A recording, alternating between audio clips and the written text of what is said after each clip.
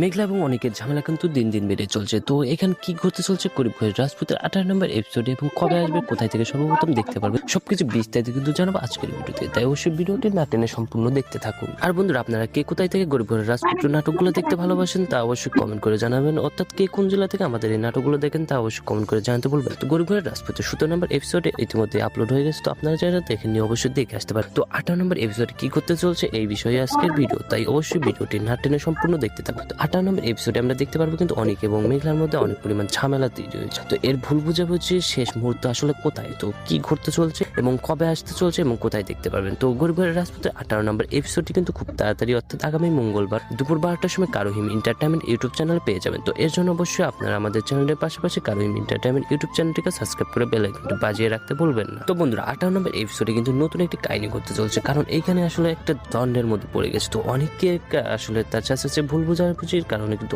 মেঘলার পরিমাণে অনেক পরিমাণে রেগে যায়। তো এখন কি ঘটতে চলছে এটা কিন্তু দেখার জন্য আপনাদের টুইস্টের অপেক্ষা করতে হবে। অন্যদিকে কিন্তু আসলে রাতুল অনেক পরিমাণ লাফাচ্ছে, তো রাতুলকেও আসলে ধ্বংস করে দেবে মেঘলা। কি ঘটতে চলছে এগুলো দেখার জন্য আপনাদের প্রতিটি এপিসোড দেখতে হবে গরিব ঘরের রাজপুত। তো গরিব ঘরের রাজপুত 18 নম্বর এপিসোডটি কিন্তু আগামী মঙ্গলবার দুপুর 12টার সময় কারোহিম এন্টারটেইনমেন্ট ইউটিউব চ্যানেল পেয়ে যাবেন।